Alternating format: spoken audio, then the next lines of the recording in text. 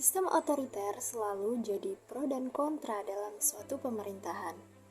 Hal ini dikarenakan pemerintahan yang melanggengkan sistem otoriter hanya memberikan untung kepada satu pihak, yaitu para penguasa jabatan, para elit, sedangkan rakyat sipil selalu yang mendapatkan penderitaan, kerugian, dan sebagainya.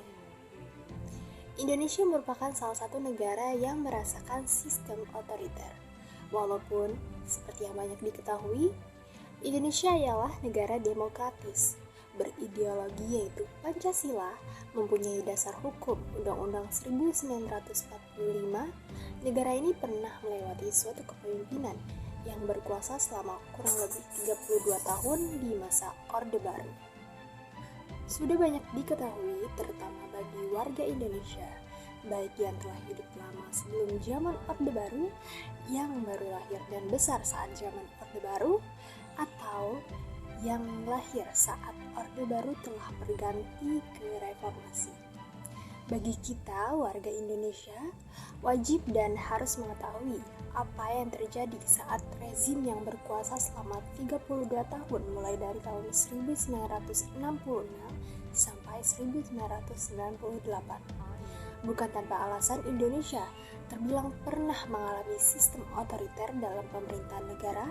Sistem negara Indonesia pada saat rezim di bawah kepemimpinan Presiden Soeharto ini tak berbeda jauh dengan ciri-ciri suatu pemerintahan yang menggunakan sistem politik otoriter.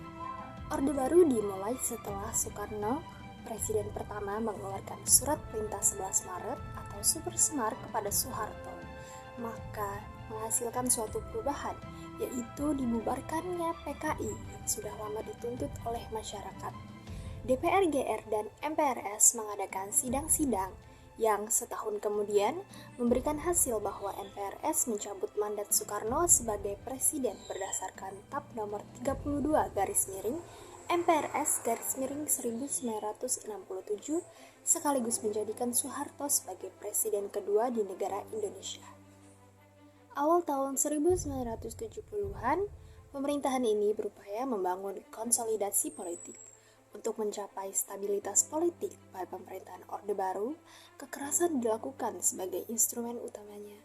Kemudian, dibentuklah sejumlah badan intelijen yang berfungsi untuk melakukan kontrol terhadap masyarakat, seperti BAIS atau Badan Intelijen Strategis yang berisikan dari unsur-unsur tentara, lalu ada Ditjen Sospol atau Direktorat Jenderal Sosial Politik yang bertugas sampai tingkat pedesaan dan lainnya. Berbagai badan intelijen memiliki tugas-tugas yang berbeda, tetapi memiliki tujuan yang sama, yaitu menertibkan masyarakat sampai ke wilayah pedesaan, melindungi munculnya ideologi lain dan ancaman politik, serta melarang pers atau rakyat sipil untuk mengkritik pemerintah.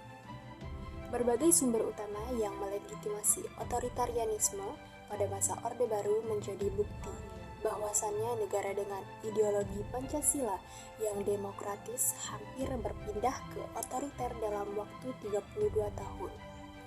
Salah satu sumber utama yakni wawasan partikularistik. Pemerintahan Orde Baru berusaha mengatakan bahwa demokrasi Indonesia bukanlah demokrasi liberal ataupun demokrasi lainnya. Atas nama pembangunan, pemerintah menindas siapapun yang mempunyai kepemilikan tanah dan memaksa menjualnya dengan harga yang murah. Atas nama menstabilkan politik, pemerintah atau aparat keamanan membubarkan para anak muda yang sedang membahas nasib bangsanya di masa depan. Rakyat didorong untuk tidak memimpikan kembali demokrasi barat atau liberal berkat narasi-narasi kegagalan demokrasi liberal tahun 1950-an. Wacana-wacana tersebut dipupuk semenjak rakyat menimba ilmu melalui buku-buku pelajaran hingga kontrol media massa yang ketat oleh pemerintah. Keterbatasan peluang menjadi suatu sumber utama rezim Orde Baru yang berlangsung. Orde Baru berakhir tahun 1998 berkat gerakan reformasi politik yang diwarnai berbagai bentuk kekerasan massa yang menggerogoti basis legitimasi ekonomi, politik, dan kultural rezim Orde Baru.